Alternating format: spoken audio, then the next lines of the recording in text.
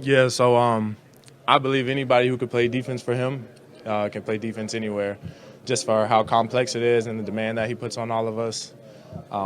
He honestly just prepares all of us for moments like this. And he line you up all over the field, defensive line, linebackers, defensive back, safety.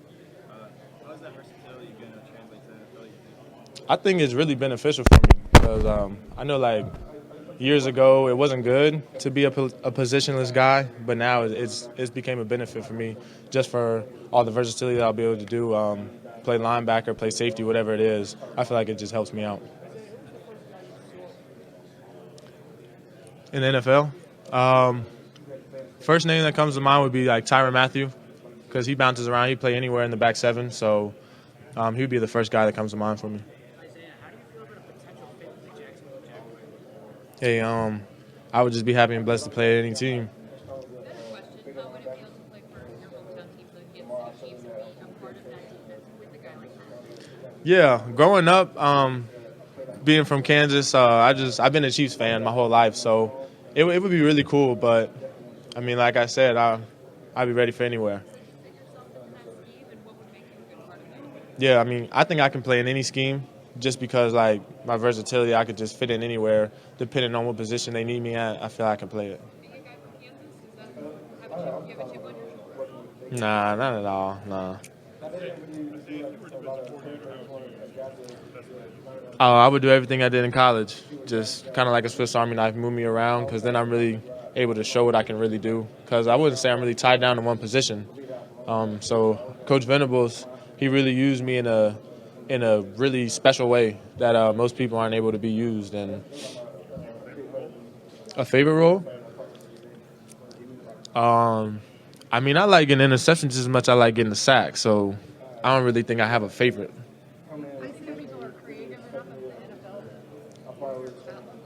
the NFL. Um, yeah, I believe that people are. The game is evolving, so the name of the game now is stopping tight ends. So something has to be done to stop these Travis Kelce's and George Kittles out there. Isaiah, if I'm not mistaken, I think you were sometimes used inside.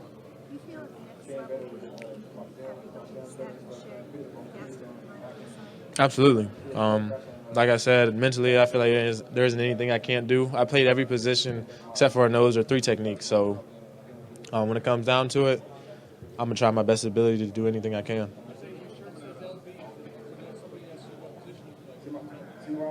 Defense.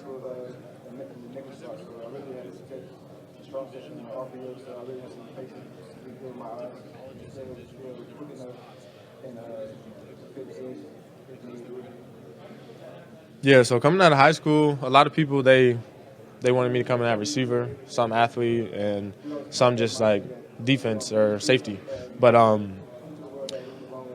just knew I had an opportunity at Clemson, and that's one of the main reasons I picked it. Is just for the opportunity that was presented. Never promised nothing there, and I knew the coaches were gonna make me the best that I possibly could be, and I feel like going there really helped me flourish. Yeah, I mean, you don't never dream of being an average guy, so I always dreamed of being a top player, but it worked out in my favor, I would say.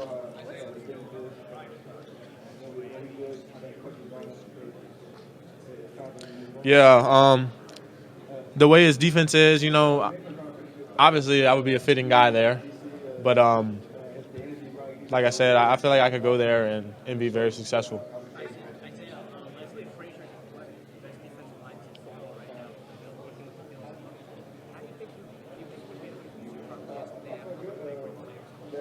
Yeah, so personally, I think each coordinator would use me in their own different way because nobody has the same schemes or teams have similar schemes. But I can't really say how he would use me because I'm not him, but I feel like I would be used in a special way.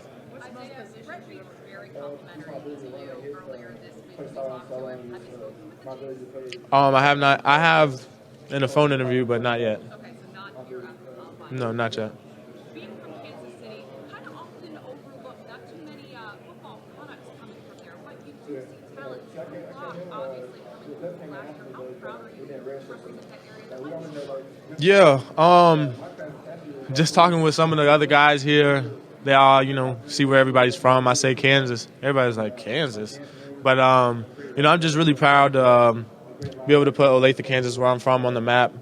We haven't had many guys out of there, a couple, Braden Smith, Darren Sproles, but I'm just happy to be in the name of those guys and be able to help elevate the city. Have you talked to any other Kansas City products about this process, and have they kind of helped you, know what to expect around here? Yeah, I talked to Darren Sproles about 2 days ago. Isaiah, using machine learning capabilities, we have been able to project your college data to grow. We found remarkable improvement in capabilities. Yeah, I don't know if I truly have one person you could compare me to, just for all the different things I do. But yeah. Most positions, I'd probably say 5.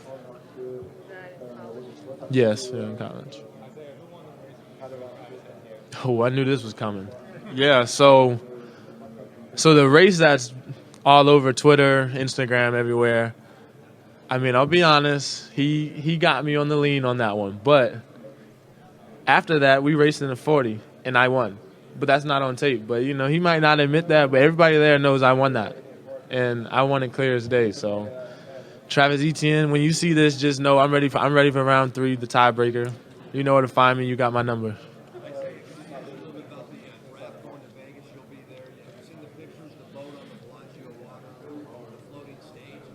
Yeah, so I will be there, and I think it's just kind of cool how everything has changed this year, just even with the combine and now the draft being that different.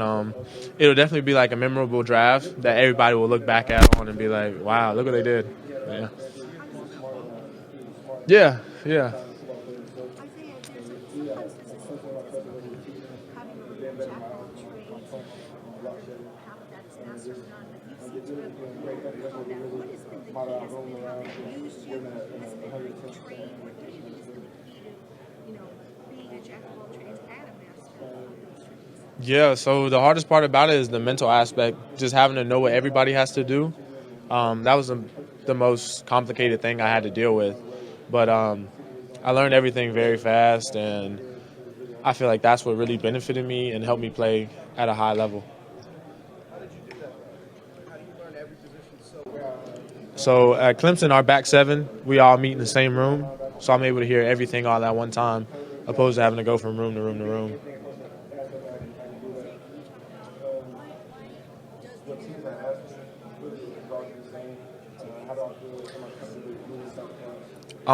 If you know who George Kittle and Travis Kelce are, then that explains it all. Stopping tight ends and linebackers playing man on running backs is the game's no longer a 250-pound linebacker. It's more of guys that can run side to side and that are able to cover, because it's just such a necessity now with the tight ends and running backs.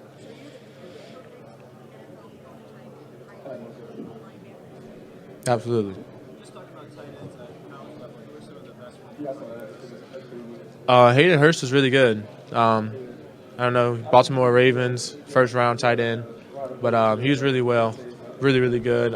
Cole from Notre Dame, he's in this draft as well. He's also very, very good. Can you talk a little bit about your upbringing? Because obviously it starts with, the values that are instilled by your family. Can you just talk about how that shaped you into the guy you are today? Yeah, so my family, me and my brother, just growing up, we've always been the star players on the team and everything, just being blessed with our natural abilities. But my mom, she sports was always second. So everything that she taught us had to come first, chores, everything we had to do. If it was behavioral issues, we weren't playing in the game, we weren't going to practice, all that stuff came first, which all of that stuff, it helped me to become humble. And I always wear these hoodies, shirts that say humble over hype. And it's a friend of mine. She started the brand. And it's something that I truly believe, that humble over hype is a serious thing that people should really live by. So if I had to put it into a saying, then there's no better way to put it than that.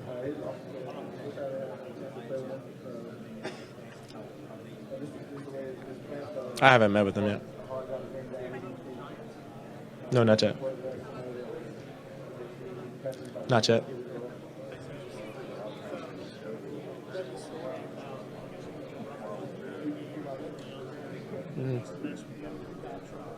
Yeah.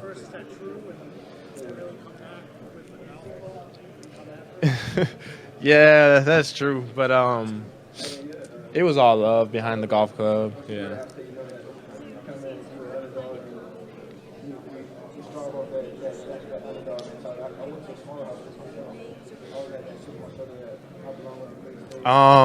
So like personally, I like model my game after a couple people. Like if I have to go look at film of somebody to get something, it would be like Von Miller just for pass rush, Jalen Ramsey for man techniques, and Tyrann Mathieu just because he plays around everywhere as well. So I take bits and pieces from all of them to kind of throw into my game. So it was three guys. Yeah. What do you think your best I could give you a top three. Okay. So I'd probably say the Virginia game, South Carolina game, and then Syracuse game. This year? Yeah, all this past season.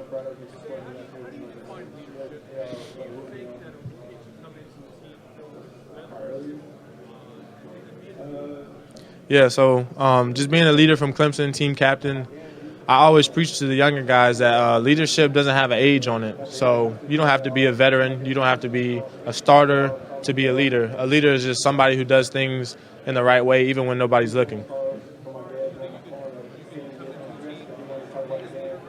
Absolutely.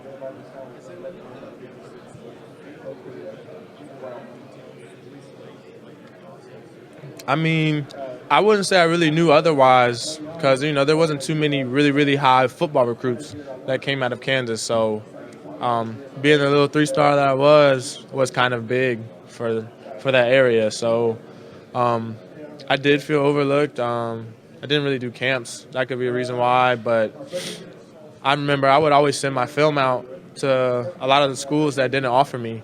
And sometimes I would hear things back like, they'd be like, okay, I'll send it to our coordinator, never hear anything back. Or most teams, they just wouldn't even respond. And I just felt that my talent level was better than what I was getting. So luckily Clemson came, and Coach Swinney, Coach Venables put their trust in me, and the rest has been history.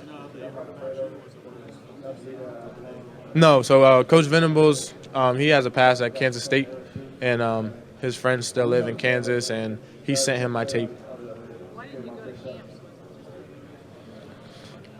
No, it wasn't a money issue. I'm a track guy, so I always did summer track. So, I mean, I was just doing track at the times, and all the camps are in the summer. Just kind of on recruiting, Dabo is known for not really going out and getting guys early. He doesn't really go out and ton of offers. So where did you get that way back? I really didn't know much about Clemson. I had to look them up. I didn't even know what state it was in. But the first I really heard about Clemson was, I knew who Sammy Watkins was, but the first I really heard was 2015 when they were in the national championship. I kind of felt like they came out of nowhere. But the more and more I learned about Clemson, I learned that, they've actually been there a lot. We've had a lot of 10-win seasons. Like in the past 10 years, I think we had 9 10-win seasons. So, it really meant a lot just because not that Clemson was hot, but just for the fact of the kind of program it is and what kind of weight the name holds.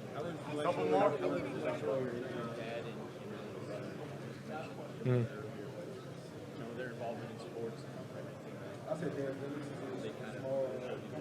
Yeah, so starting with my brother, he paved the way for me.